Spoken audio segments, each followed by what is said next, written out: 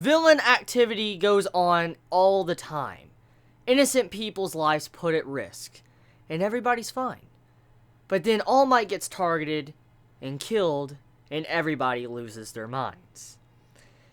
The Joker mentality from Shigaraki is fucking real. When I was reading this chapter, and we got to get into the mindset of Shigaraki, I was like, holy shit, this dude is insane. Seeing what he was saying to Izuku throughout this entire chapter, and what he was thinking, of what he wanted to do, more about how his personality works, it scares the shit out of me. The villain we have in this series is fucking terrifying. Because this villain does have a motive that's really clear-cut. All we know from now on is that All Might needs to die. He wants to kill All Might. Get rid of the symbol of peace, the symbol of justice. When the symbol of justice is crushed, society and justice itself will crumble and people will panic. And they will realize how bad certain people can be, or how quirks, how they can really be, how bad they can be. Let's think about what number 13 said a couple of chapters back. He said that there is a bunch of people on the streets, or different people all around, that have quirks that could kill people. There's many quirks out there. And nobody does kill anybody. They just hold it back. And this is the terrifying part. With what Shigaraki is doing.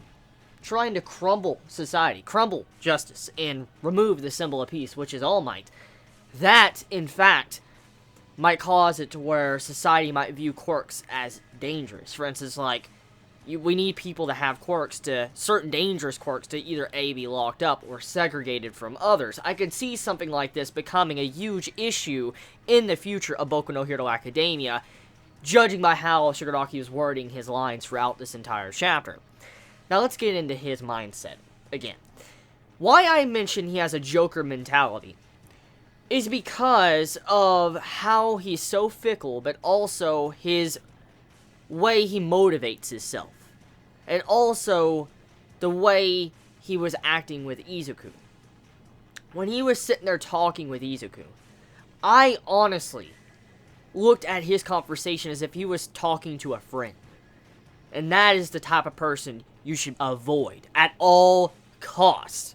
At all costs, you should avoid a person that is someone, if you're in the same room with them, you never know when they're going to be triggered and then cut your head off.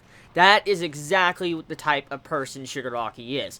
One moment, he seems to be talking all fine. He's having a conversation with you. Even though he's showing this brutal side where he might be able to kill you, he's talking with you as if you are a real friend. What he was doing to Izuku, it was like a best friend talking to his best friend. Like, here you go, I'm talking to you, I'm giving you some advice, I want you to give me some advice, and then let's part our ways. That's how he acted in this chapter. And that, like I said, is terrifying. The way he said that, the way he acted, was something that shows you his level of insanity. His level of insanity is something else.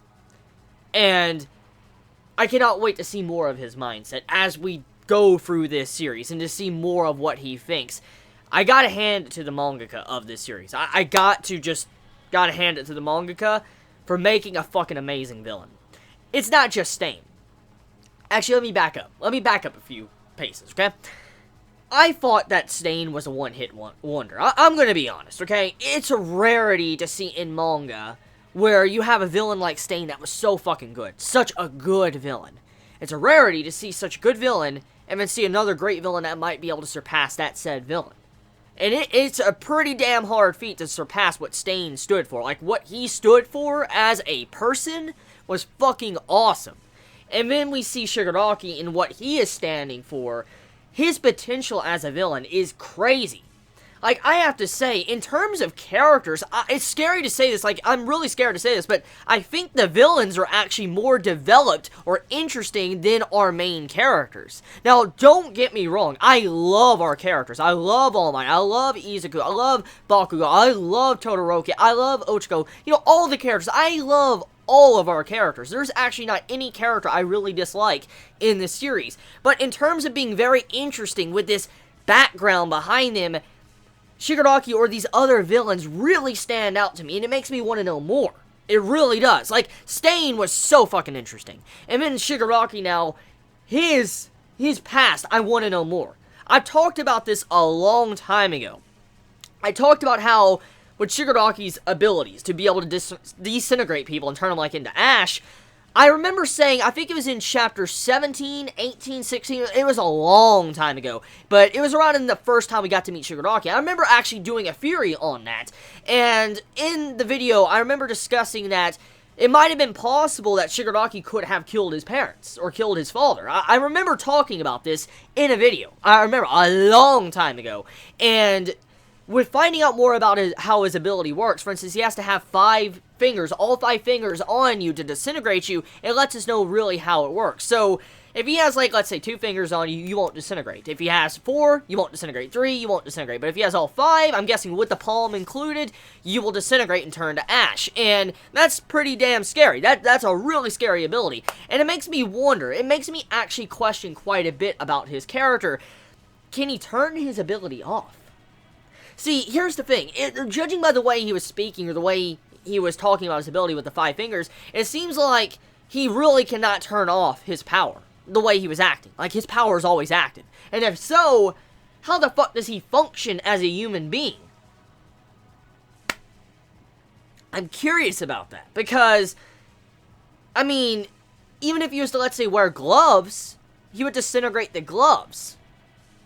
Or would it be something like this? If he was to put, like, gloves and only have 1 finger stick out, would it disintegrate the glove as well? I'm curious about that as well. Like, think about it. If he had a glove, like an entire glove on, okay, and he just had, like, his thumb sticking out, would the glove disintegrate? And would that mean if you put 4 fingers and then, you know, all 5 fingers on, but he had the glove on 4 fingers, would that block out his ability? I'm curious about that as well. That's something I want to know about. I hope we get clarification on that, if it works like that, or if there's something else to it.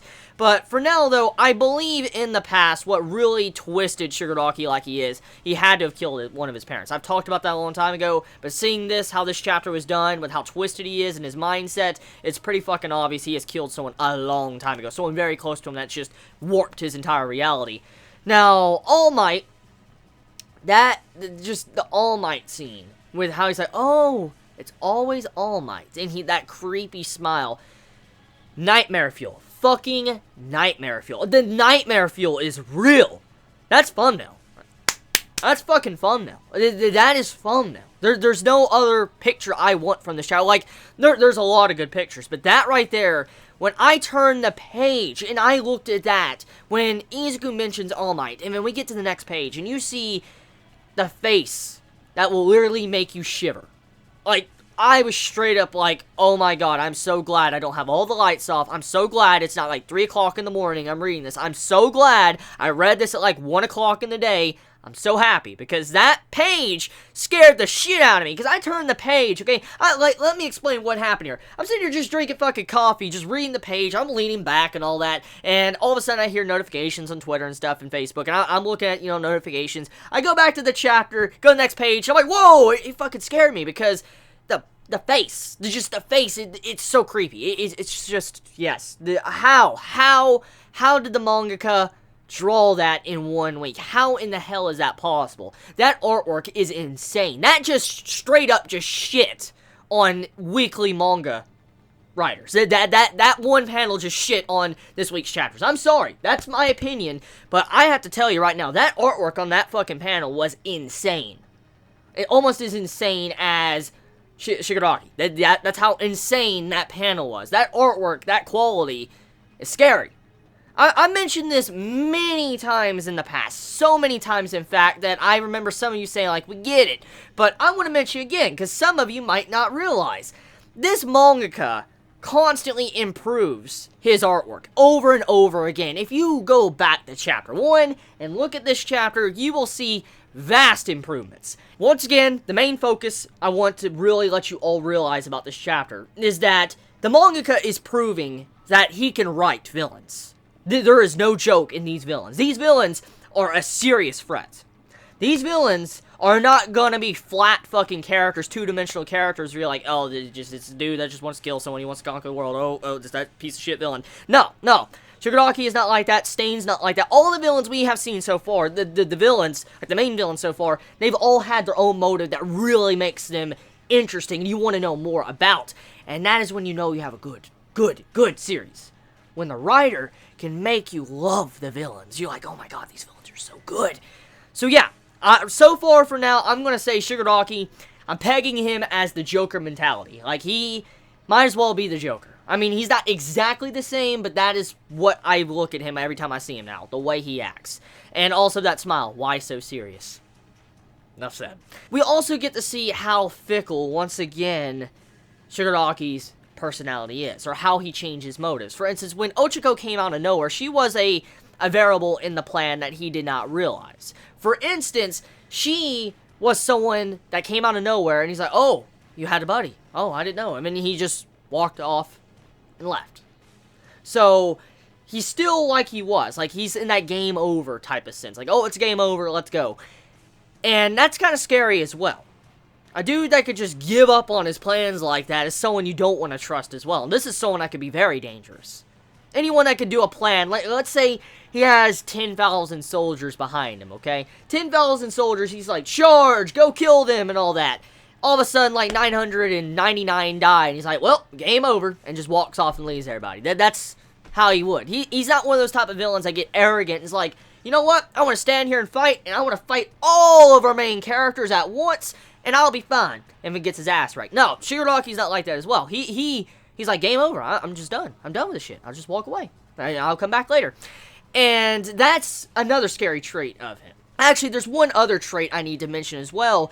You also have it to where Shigaraki, he doesn't care.